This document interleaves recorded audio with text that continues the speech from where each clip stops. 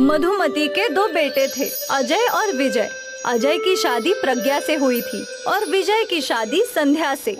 प्रज्ञा घर की बड़ी बहू होने के सारे कर्तव्य निभाया करती थी, पर फिर भी अक्सर प्रज्ञा की बेइज्जती हुआ करती थी क्योंकि वो पढ़ी लिखी नहीं थी। मधुमती, तेरी बड़ी बहू तो बहुत स्वादिष्ट खाना बनाती है। बस खाना ही बनाती है, बाकी कुछ इसके बस का नहीं। क्या मतलब? अब क्या बताऊं? मेरी बड़ी बहू अनपढ़, कहीं कुछ पढ़ने बोल दो तो इसकी नानी मर जाए। ये तो ऐसी ही है। तू उसको छोड़, मेरी छोटी बहू से मिल, संध्या। ये ग्रेजुएट है और नौकरी भी करती है। अच्छा है। मालती को बुरा लग रहा था कि मधुमती खुलेआम प्रज्ञा की बुराई कर रही थी। एक दिन की बात है, अजय और विजय घर लौटे। वो दोनों बहुत टेंशन में लग रहे थे। क्या हुआ? तुम दोनों की शक्लों पे 12 क्यों बजे हैं? नगर पालिका से नोटिस आई है कि हमारा घर इल्लीगल है और जल्दी वो हमारा घर तोड़ने वाले हैं। हम तो सालों से यहाँ रह रहे हैं, तो ये घर इल्लीगल कैसे होगा? पता नहीं माँ, कुछ समझ नहीं आ रहा। और बस तब से अजय और विजय के कोर्ट के चक्कर शुरू हो गए। कुछ महीने बीत गए, आखिर कोर्ट ने फैसला कर ही दिया। आप लोग का घर इल्लीगल है और नगर पालिका जल्दी उसे तोड़ देगी। ये सुनते ही मधुमती के पैरों के नीचे से जमीन खिसक गई। सारे घर वाले परेशान हो गए और अगले ही दिन विजय अजय के पास आया। भैया, मुझे कंपनी की ओर से एक फ्लैट मिला है। ये तो बहुत अच्छी बात है, पर फ्लैट थोड़ा छोटा है। उसमें हम सब एक साथ नहीं रह सकते, इसलिए हम सोच रहे हैं कि मैं और संध्या शिफ्ट हो जाते हैं। अजय समझ गया था कि विजय अब अलग होना चाहता था। उसने बिना कुछ बोले ही हामी भर दी और अगले ही दिन विजय और संध्या घर से चले गए। अजय ने एक घर किराए पे ले लिया और दूसरी ओर उसे जॉब से निकाल दिया गया। अजय बहुत ही बड़ी दुविधा में था। आप क्यों रो रहे हो? ये मुसीबत तो खत्म होने का नाम तक नहीं ले रही। एक के बाद एक बढ़ती ही जा रही है। मुझे जॉब से निकाल दिया गया। ये सुनकर प्रज्ञा भी हैरान हो गई, पर उसने अजय को दिलासा दिया। कोई बात नहीं, आप चिंता मत कीजिए, आपको पहले से भी अच्छी नौकरी मिल जाएगी। पर किराया भी तो देना पड़ेगा ना। इतने सारे खर्चे कब तक कैसे चलाऊंगा? हम दोनों मिलकर कुछ कर लेंगे। हम दोनों क्या ही कर सकते हैं? मैं खाना बना सकती हूँ, आप बेच सकते हैं। कोई काम बड़ा या छोटा नहीं होता। अगर हम दोनों मिलकर कोशिश करें तो इन सारे संकटों से बाहर निकल सकते हैं। तुम ठीक कह रही हो। प्रज्ञा ने सारी बातें अपनी सास मधुमती को बताई। तुम ठीक कह रही हो बहू, मुश्किल के समय हम सबको मिलकर सामना करना चाहिए। पर हम क्या खाने की चीज बेच सकते हैं? बाजार में तो सब कुछ पहले से बिकता है। हम कुछ ना कुछ अलग ढूंढ ही लेंगे। चलिए बाजार देख कर आते हैं। प्रज्ञा अजय को अपने साथ बाजार ले गई और वो लोग हर खाने की रेडी देखने लगे। चाट, भेलपुरी, फ्रैंकी, मैगी, पराठे, सब कुछ तो पहले से ही बिक रहा है। क्यों ना हम इन दोनों चीजों को मिला दे? क्या मतलब? मतलब आपने मैगी फ्रैंकी तो खाई है ना, उसमें फ्रैंकी और मैगी एक साथ है, वैसा ही कुछ। तो अब क्या हम मैगी पराठे बेचें? वैसे आइडिया बुरा नहीं है, सस्ते में बन भी जाएगा और बहुत बिकेगा भी। सच्ची? प्रज्ञा ने दुकान से कुछ मैगी के पैकेट्स खरीद लिए। प्रज्ञा ने मैगी बनाई और फिर उस मैगी को पराठे के आटे में भर के उसके पराठे बनाए। सासू माँ, चक्कर बताइए कैसा बना है? मधुमती ने एक पराठा खाया। वाह बहू, ये तो बढ़िया है, बहुत खूब। प्रज्ञा ने एक पराठा अजय को भी दिया। अजय तो बड़े चाव से पराठा खा रहा था। क्या हुआ? आपने बताया नहीं कि कैसा बना है? बढ़िया, एक और मिलेगा। प्रज्ञा ने अपने पति और सास को और मैगी के पराठे खिलाए और खुद भी खाया। सबको उसके मैगी के पराठे का आइडिया अच्छा लगा। अगले ही दिन प्रज्ञा ने बाजार में मैगी पराठे का स्टॉल खोल दिया। दीदी, ये मैगी पराठा क्या है? मैगी और पराठा का मिश्रण, खाकर तो देखो, बहुत स्वादिष्ट होता है। ठीक है, एक मैगी पराठा दे दीजिए। प्रज्ञा ने उस लड़के के लिए एक मैगी पराठा बनाया उस लड़के ने वो चखा और उसके चेहरे पे मुस्कान आ गई। ये तो तूफान है, ऐसा पराठा मैंने कभी नहीं खाया, बिल्कुल नहीं। उस लड़के की बात सुनकर कई और ग्राहक प्रज्ञा के ठेले पर मैगी पराठा खाने आए। प्रज्ञा मैगी पराठे बनाए जा रही थी और अजय ग्राहकों को देकर पैसे ले रहा था। सुबह से शाम तक दोनों थक गए और फिर अपने घर लौटे। क्या हुआ? क्या नहीं हुआ वो पूछो माँ। सुबह से ग्राहक आते ही जा रहे थे। हम दोनों तो थक गए, लेकिन ग्राहक रुकने का नाम ही नहीं ले रहे थे। आज इतने दिनों बाद अजय और मधुमती के चेहरे पे मुस्कान आई थी। अब उन्हें उम्मीद की किरण दिख रही थी। अगले दिन प्रज्ञा के स्टॉल खोलने से पहले ही ग्राहक खड़े थे। प्रज्ञा धड़ाधड़ मैगी पराठे बनाए जा रही थी और ग्राहकों को देते जा रही थी। अगले कई दिनों तक ये सिलसिला ऐसे ही चलता रहा। प्रज्ञा और अजय अपनी आमदनी देखकर हैरान थे। हमारी एक दिन की कमाई मेरे आधे महीने की पगार की इतनी है प्रज्ञा। सोचा नहीं था कि कभी इतना कमा पाऊंगा। अब तीनों खुश थे। जल्द ही प्रज्ञा ने काम पर कुछ और लोग रख लिए। ग्राहकों की संख्या बढ़ती जा रही थी और साथ ही उनका मुनाफा। बस 6 महीने में प्रज्ञा और अजय ने नए घर का डाउन पेमेंट दे दिया और वो लोग अपने नए घर में आ गए। मैंने हमेशा तुझे कम समझा है, ये सोचकर कि तू पढ़ी लिखी नहीं है, क्योंकि मैं नहीं जानती थी कि तू क्या है। तेरा हुनर और इच्छा पढ़ाई लिखाई से बढ़कर है बेटा। तू अजय की मदद करना चाहती थी और तूने कर दिया। मुझे तुझ पर बहुत गर्व है। प्रज्ञा की सास ने आज पहली बार उसे गले लगाया। ये दिन प्रज्ञा के लिए यादगार था। एक किराए के घर से वो अपने खुद के घर में आ पहुँचे और ये सब प्रज्ञा के मैगी पराठे की बदौलत। एक गांव में कुसुमलता नाम की एक विधवा बूढ़ी औरत रहा करती थी। कुसुमलता का एक ही पुत्र था जो कुछ वर्ष पहले ही शहर में जाकर बस गया था। कुसुमलता गांव में लिट्टी चोखा बेचकर अपना गुजारा करती थी। एक दिन कुसुमलता ठेले पर लिट्टी चोखा बेच रही थी कि तभी उसके गांव का एक व्यक्ति प्रेमपाल वहां पर आ गया। कैसी हो अम्मा? ईश्वर की कृपा है बेटा। आजकल देख रहा हूँ कि तुम्हारे लिट्टी चोखा बहुत कम बिक रहे हैं। पहले से कम जरूर बिक रहे हैं, लेकिन मेरी इतनी बिक्री हो जाती है कि मेरे घर का चूल्हा जल जाता है। अब तुम्हारे घर में तुम्हारे अलावा और कोई तो है नहीं।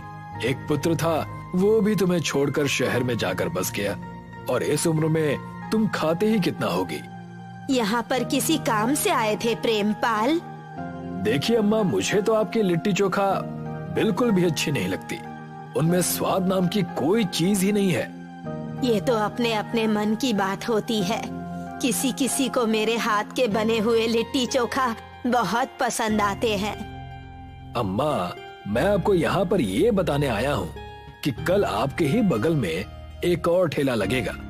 मैं तुम्हारी बात का मतलब समझी नहीं प्रेमपाल। शहर से मेरा भतीजा अज्जू बहुत अच्छी लिट्टी चोखा की रेसिपी सीख कर आया है।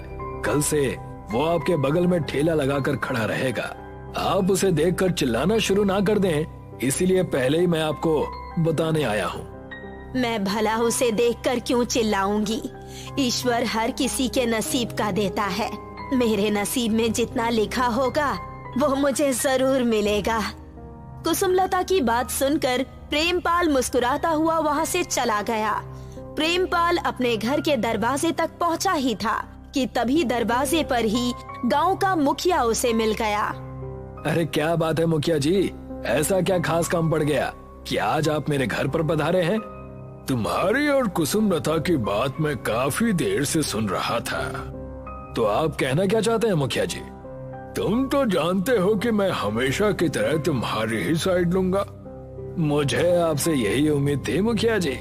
बात वो नहीं है प्रेमपाल, बात ये है कि अगर कहीं कुसुमलता मदद के लिए मेरे पास आई तो मैं उसे मना नहीं कर पाऊंगा।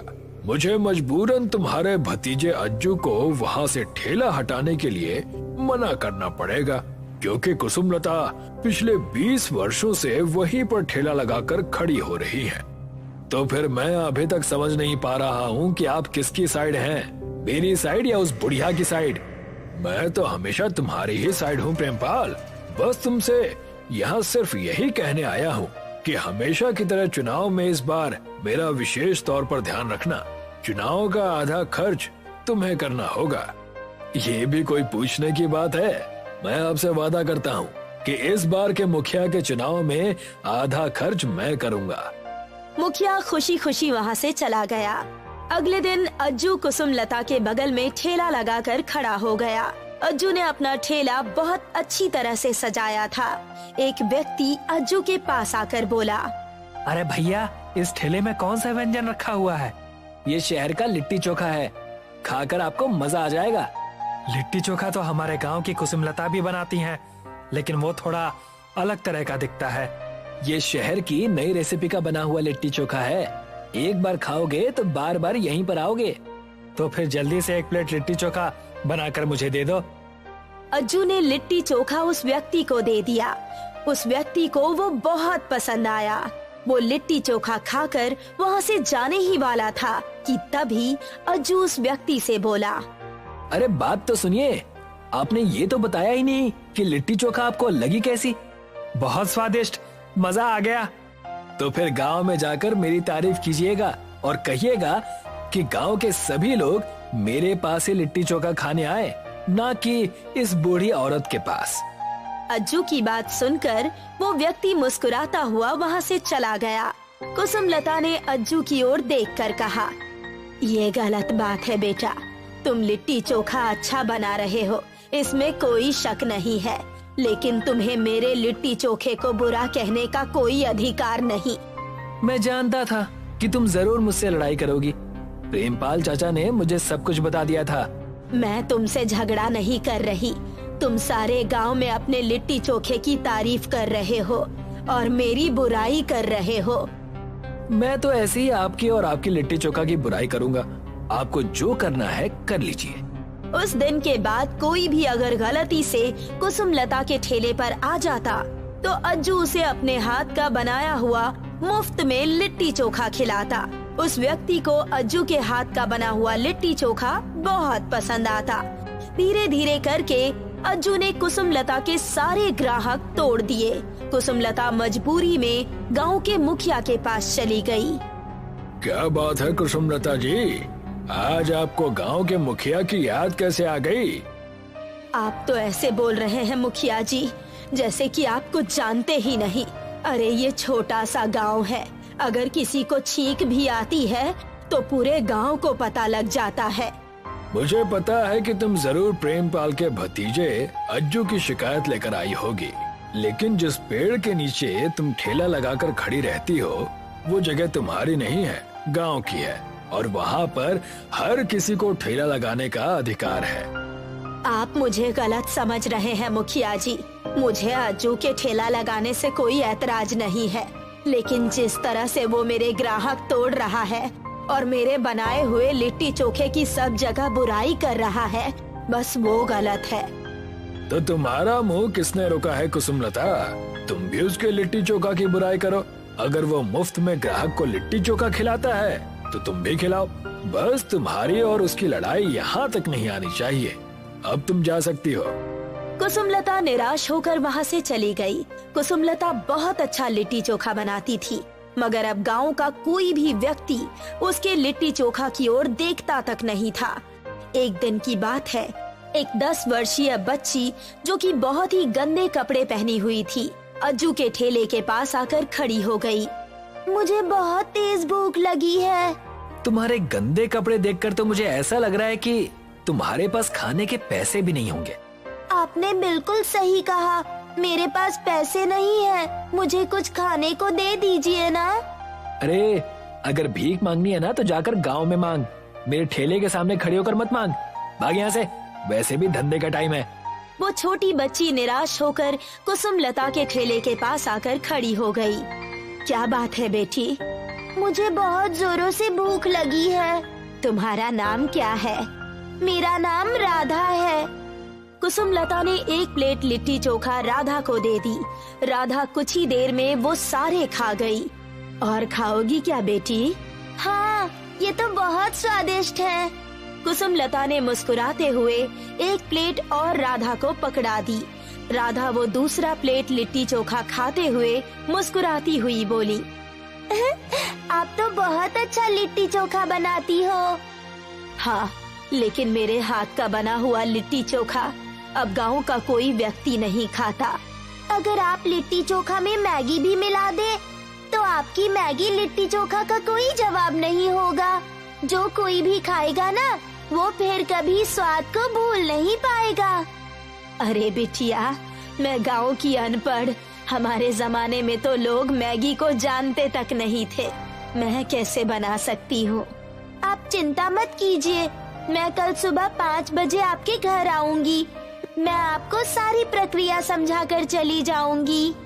इतना बोलकर राधा वहाँ से चली गई। कुसुमलता ने उसकी बात पर कोई ध्यान नहीं दिया। सुबह 5 बजे कुसुमलता प्रातः काल ही उठ जाया करती थी। कुसुमलता सोकर उठी ही थी कि तभी उसके दरवाजे की कुंडी बजने लगी। इतनी सुबह सुबह कौन हो सकता है, जाकर देखती हूँ। कुसुमलता ने जैसे ही दरवाजा खोला तो उसके सामने राधा खड़ी हुई थी, जिसके हाथ में एक छोटी सी मशीन थी। अंदर आ जाओ राधा, मैं तो तुम्हारे बारे में भूल ही गई थी। मुझे पता था कि आप भूल जाएंगी, लेकिन मुझे याद था। ये तुम्हारे हाथ में क्या है? ये एक मशीन है। इस मशीन के अंदर अपने हाथ का गुना हुआ आटा जैसे ही डालेंगी ना, इसके अंदर से बहुत सारी मैगी निकल आएगी और उस मैगी को आप लिट्टी चोखा में मिला देना। फिर देखना, सारा गांव मैगी लिट्टी चोखा की सुगंध से चौंक जाएगा। कुसुमलता ने ऐसा ही किया। उसने अपने हाथ का गुना हुआ आटा उस मशीन में डाला और उस मशीन से बहुत सारी तैयार की हुई मैगी निकलने लगी। राधा कुसुम को मैगी लिट्टी चोखा बनाने की विधि समझाने लगी। कुछ ही देर में कुसुमलता सब समझ गई। अब मैं जा रही हूँ, कुछ दिन बाद आऊंगी, तब तक ये मशीन आप ही रख लीजिए। अगले दिन कुसुमलता ने मैगी लिट्टी चोखा का ठेला लगाया। अरे ये क्या अम्मा, आपने तो इस लिट्टी चोखा में मालूम पड़ता है कि मैगी मिला दी है। ये तो जहर बन गया होगा। अब इसे भला कौन खाएगा? तभी वहाँ से एक व्यक्ति गुजर रहा था। वो व्यक्ति तुरंत कुसुमलता के पास आकर बोला, अरे बड़ी अच्छी सुगंध आ रही है। ये किस व्यंजन की सुगंध है? मेरे हाथ की बनाई हुई मैगी लिट्टी चोखा की। कमाल है, जहाँ तक मैं जानता हूँ तो चोखा और मैगी अलग अलग व्यंजन है। इस तरह का मिक्स व्यंजन तो मैंने कभी नहीं खाया। जल्दी से एक प्लेट मेरे लिए लगा दीजिए। कुसुमलता ने एक प्लेट में मैगी लिट्टी चोखा उस व्यक्ति को निकाल कर दे दी। वो व्यक्ति कुछ ही देर में सब खा गया। अरे वाह, मजा आ गया। उस व्यक्ति ने कहा कि ये इतना स्वादिष्ट होगा उसने कभी सोचा भी नहीं था। इतना बोलकर वो व्यक्ति वहाँ से चला गया और अज्जू गुस्से से अपने दांत पीसता हुआ रह गया। कुछ ही दिनों में पूरे गांव में कुसुमलता के हाथ का बनाया हुआ मैगी लिट्टी चोखा प्रसिद्ध होने लगा। अब दूसरे गांव के लोग भी कुसुमलता के हाथ का बनाया हुआ मैगी लिट्टी चोखा ही खाने आते थे और यही बात अज्जू को अंदर ही अंदर बहुत परेशान कर रही थी। अब अज्जू के ठेले के सामने कोई कुत्ता भी नहीं खड़ा होता था। अज्जू क्रोधित होता हुआ प्रेमपाल के पास जाकर बोला, ये क्या है चाचा, रोज मुझे नुकसान पर नुकसान हो रहा है। आप कुछ करते क्यों नहीं है? चिंता मत करो, आज शाम को ही मुखिया से इस बारे में बात करूंगा। उससे कहूंगा कि मैं चुनाव में आधी रकम मुफ्त में खर्च नहीं करने वाला।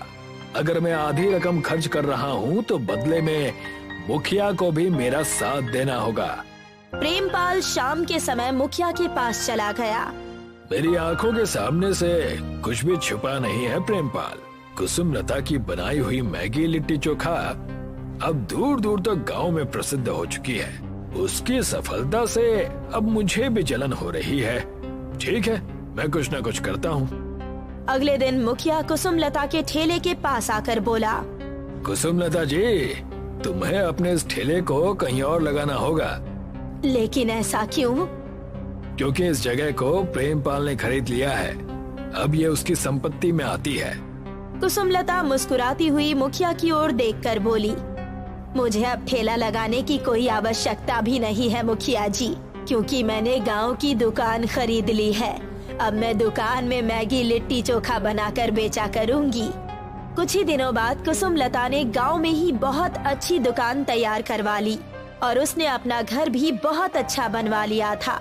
एक रात कुसुमलता बैठी हुई राधा को याद कर रही थी कि तभी कोई उसका दरवाजा खटखटाने लगा। कुसुमलता ने जैसे ही दरवाजा खोला, उसने देखा कि राधा बहुत अच्छे कपड़े पहने हुए एक सुंदर व्यक्ति के साथ खड़ी हुई थी। मैं यहाँ से जा रही थी तो सोचा कि आपसे मिलती जाऊं। तुम्हारी मशीन मेरे पास रखी हुई है, क्या तुम उसे अपने साथ नहीं ले जाओगी? दरअसल वो एक जादुई मैगी लिट्टी चोखा बनाने वाली मशीन है। मैं कुछ समझी नहीं। हम इस दुनिया के वासी नहीं हैं, बल्कि आप कह सकती हो कि हम जादुई दुनिया के वासी हैं और ये मेरे पिता हैं। हम अक्सर आपका अपमान होता हुआ देख रहे थे, जो कि हमें बिल्कुल भी बर्दाश्त नहीं हुआ। मैं अपने पिता के कहने पर ही ये मशीन आपको देने आई थी। अब से ये मशीन आपकी हुई। मैं आपसे मिलने आती रहूंगी। इतना कहकर राधा अपने पिता के साथ वहाँ से चली गई। कुसुमलता ने मुस्कुराते हुए दरवाजा बंद कर दिया। कुसुमलता आज भी उस जादुई मशीन से जादुई मैगी लिट्टी चोखा बनाती है। मलकापुर नाम का एक गांव था। वहाँ श्यामलाल अपने छोटे लाल और बेटी विमला के साथ रहता था।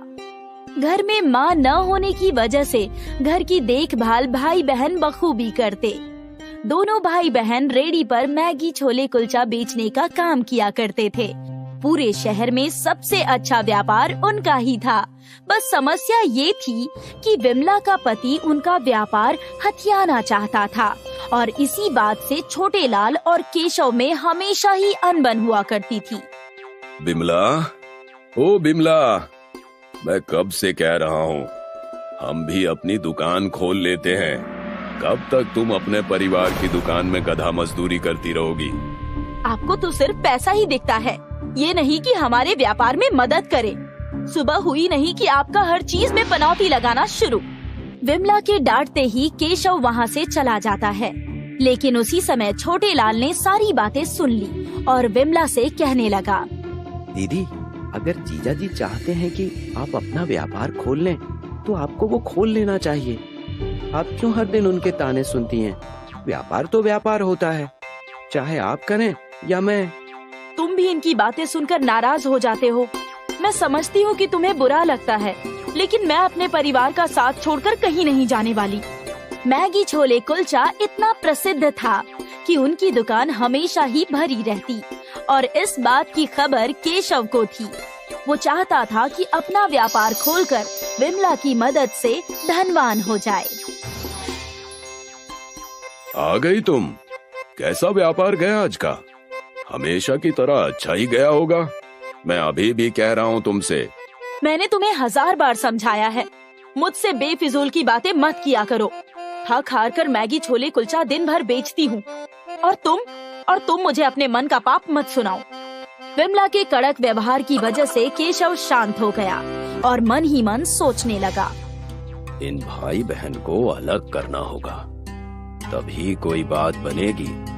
केशव अपने विचार अनुसार षड्यंत्र रचने लगा और मैगी छोले कुलचे के दुकान पर कुछ चोरों को घुसाकर सारे पैसे छोटे लाल के घर यानी उसके कमरे में रखवा दिया। हाय राम, हम लुट गए, चोरी हो गई हमारे दुकान में, हे भगवान। विमला की आवाज सुनकर गांव वाले और कई दुकानदार वाले वहां पहुंच गए। उन्हें देखकर केशव खुश हो गया और अपनी अगली चाल चलने लगा। क्या हो गया भाग्यवान, इतनी परेशान क्यों हो? हमारे दुकान में चोरी हो गई। कल रात को ही सारे पैसे यही रखे हुए थे, किसी ने सब चुरा लिया।